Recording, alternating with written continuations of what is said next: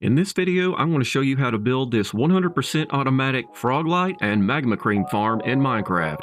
So if you like learning about Minecraft, you might as well subscribe and turn on notifications so you don't miss anything. I'm going to start out explaining exactly where this farm needs to be built in order for it to work properly. Then we're going to move on to a short explanation about the mechanics that make this thing work. And then we'll move on into the tutorial. I have found that the best place to build this Froglight farm is in the Basalt Delta biome. More specifically, out in the middle of the lava ocean in a basalt delta. It's also best to build it as close to the lava as you can. If you have your particles turned on in-game, you should see these white particles when inside of a basalt delta. Otherwise, you can hit F3 and that will show you exactly what biome you're in. Now let's talk about how it works. We use iron golems to break down the magma cubes into bite size so that the frogs can then eat them, producing the Froglight. The iron golem killing the magma cubes also produces magma cream, and then we use a lay to pick up all the drops and take them over to the note blocks and drops them off into the hoppers. On the backside, we're using a simple ethos hopper timer to keep the allay interested in these note blocks. The amount of items that you see in this chest is from 8 hours of AFK, so it does produce a decent amount. You will need 6 frogs connected to each of the 4 poles in this farm. They can be all the same variant, or they can have 2 different variants, or all 3 variants. The different colored frogs produce different colors of Froglight, so you'll need an allay for each one that you decide to use. If you also decide to collect the magma cream, you'll need 1 additional allay. After you get all that squared away, you can stand back here in your AFK spot and just let them work. If you're still here and you want to learn how to build this thing, stay tuned because up next is the tutorial section. For the sake of this tutorial, I'll be building this in a void world, and yes, you do have to build this in the nether for the magma to spawn in it. We're starting out with the base plate of the loot collecting tunnel, which is 4 blocks wide and 35 blocks long. Starting on the end of the tunnel where you plan to exit, build a wall 4 blocks high and 4 blocks wide. Swing around to the inside of the build and place 6 ladders going up the center of the wall. Make sure to leave the 2 bottom ones empty. Now you can finish the wall by continuing this 4 block tall all the way around this build, coming back to the very beginning here. Coming back to the exit side, we're going to build another wall 5 blocks up on top of this, starting on the corners, and then another 5 blocks up in the center, moved back 1 block away from the original wall. Remember to cap this off with something like slabs so that magma cubes don't spawn on top of them. Going back inside with our ladders, we're going to place 6 more of them on the inside of the build, making sure to skip the bottom and the top spaces. Place 2 trapdoors above the top ladders. Toss in a couple of slabs between the ladders and place trapdoors on the face of those. On the sides of the upper section, we're going to stack 3 more blocks starting where the back wall pokes out. Again, make sure to cap this one off. Next order of business, we need to make the floor of the tunnel non-spawnable, so we're going to use slabs on the entire floor. Now we can work on the upper floor by using top slabs or solid blocks, working our way from the exit side all the way to the collection side, but we're going to break out these last 2 blocks and place in a chest. Go outside to the chest and place in hoppers facing into the back of the chest as well as into the back of those hoppers. Now we're going to work on the spawning floor. Extend the floor back 1 more beside the hoppers that are sticking out from the back. And then we're going to go out to the side 15 more blocks. Turn back in towards the build and we're going to extend this another 21 blocks. Turn in towards the build again and finish it off by making it touch the build. Now you can fill all this area in with solid blocks or top slabs, your preference. At this point, your build should look like this. If it doesn't, you might want to start the tutorial over because something has gone wrong. But if it looks right, put your work boots back on because we're getting back at it. For this part of the build, you can use just about anything, including glass, wall blocks, and fence. But I'm using solid blocks. You might as well not place any blocks on top of these hoppers because we're going to be taking those out anyway. Again, these 3 walls are going to be 3 blocks tall, so feel free to pause the video if you need to, or even skip around if you need it. And of course, just like before, we're going to cap off this wall with some slabs or other non-spawnable blocks. By the way, if you're new to the channel, check out my Minecraft block guide. This is where I teach you how to play Minecraft 1 block at a time. Next, you will need to fill in all the roof with the blocks that you have chosen that are non-spawnable. The idea here is to keep magma cubes and gas from spawning on the roof. This is not where we need these things. You can use lighting in the roof if you want to see better inside this farm. However, if you do this, make absolutely sure that you also cap these off so that it reduces any chance of anything spawning up here. Now we need to get the hopper carts and note blocks in place before we start on the Ethos hopper timer. Placing in these 4 blocks will keep the hopper carts from going off the edge. Let's face it, we're not going off the rails on a crazy train.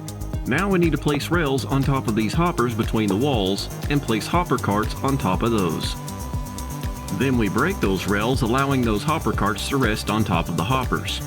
And now it's time to put the note blocks in place. So you're going to need a couple of standard pistons and place them not here, but over here.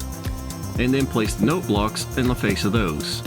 And then grab your redstone block and place it on top of one of the 2 pistons. This should power both of them. This causes the hopper carts and the note blocks to take up the same exact space. Now we're going to move outside of this section and start on the Ethos hopper timer. Place a temporary block here and fill in this opening. We don't want the allay escaping. Place a couple of redstone repeaters into the back of the note blocks set to 1 tick. Now, aiming at the back of the block that the repeaters are sitting on, make sure to go out 3 blocks to the side and place a sticky piston facing towards the repeater. Then go behind the sticky piston and place redstone dust. Now fill in the rest of this area as you see on the screen. Now we can place another sticky piston on the other side facing towards the other and place a redstone block between them and then redstone dust behind the other sticky piston. Then you need solid blocks on either side with redstone comparators facing into them with 2 hoppers facing into each other in the center.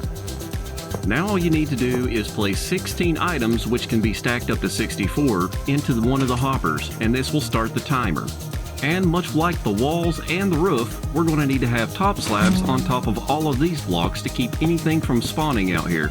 Because the last thing we need is to reduce our spawn rates by making a simple mistake. Next up, we're going to work on the viewing section. So we're going to start with the wall back here, 1 block in, and work our way all the way over until we get to the AFK spot. And of course, continue building up the wall until it's 3 blocks tall. And after you finish the wall, you're going to come back down and fill in the rest of the floor. And you're going to do this exact thing for both sides. By the time you're done, it should look like this. Now repeat this on the other side.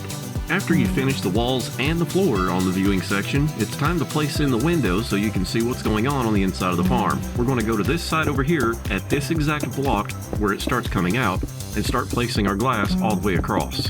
This glass wall is also going to be 3 blocks tall. Remember to leave yourself an opening because we'll need to get back in there at some point. But for now, we're going to place bottom slabs on this side of the wall in the viewing area because we don't need anything spawning in this area. We're going to cover this entire floor with these bottom slabs. Next up, we're going to do the roof on the viewing section. So we're going to place our non-spawnable blocks across every bit of this, all the way up to the ladders.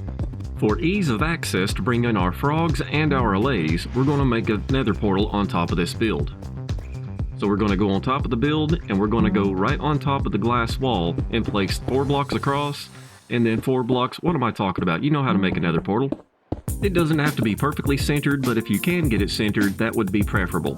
Come down behind the portal on the viewing section and knock out these 2 blocks and place solid blocks all the way up behind the build. And make sure you cap this thing off just like the rest of this stuff again, because we don't want anything spawning up here. Now come out in front of the portal about 3 to 4 blocks and knock out a 2x2 hole in the roof over the spawning section so that you can get your frogs and your allay in. And now we can build the iron golem cages. Starting on one side, count in toward the center 8 blocks. On the 9th block, you can place a fence or a wall. Then go to the other side and do the same thing. On the 9th block, place a fence or wall. Build 1 more out on those 2 and then place 2 here. Now count 3 blocks out vertically and place a fence here. This has to be a fence. And then stack them until you hit the ceiling. Now come to the other side of the cage and repeat that process. Keep in mind, these poles have to be made of fence because leads do not attach to wall blocks. And of course, remember to take out your counting blocks. Now we can build our iron golem, but we have to take these 2 fence out because if it attaches to the iron blocks, this process is not going to work. After placing the jack-o'-lantern, put the 2 fence back as fast as you can so that the iron golem doesn't escape, because he's going to be hard to get back in there. Now go to the other side and repeat this process to build the other cage. If you need to know the process of how to get each color of frog, check out our video, Everything You Need to Know About Frogs in Minecraft. I'll link that at the end of this video as well as in the description. I wish I could tell you there's a quick and easy way to move frogs across long distances, but there's not. However, once you do get your frogs to the portal that leads to the top of the Froglight Farm, all you have to do is go around to the back of the portal and simply drag them in with the leads. Go through the portal, jump down into the hole into the spawning area, and then drag the frogs across the ceiling until they fall in with you. And with the allay, it's the exact same process as the frogs. Find a way to get them to the portal, go through the portal, drop down in the hole, and then drag them in. We also have a video of everything you need to know about allay in Minecraft. And at this point, you should have your iron golems in place, your allay should be tethered to the top of a pole, and you should have 6 frogs tethered to the bottom of each pole. Now it's time to close up the hole where you brought everything in, but don't close the hole in the glass yet. You're going to need to escape. Now you will need to give the allay the items that they're going to be collecting. Once you have given all the allay their items, you can untether them from the poles and let them fly around freely. And finally, with all the things done, you can jump back through the wall and close it up. Now you can AFK and get all kinds of Froglight and Magma Cream. And as promised, these videos will tell you everything you need to know about frogs and allay in Minecraft.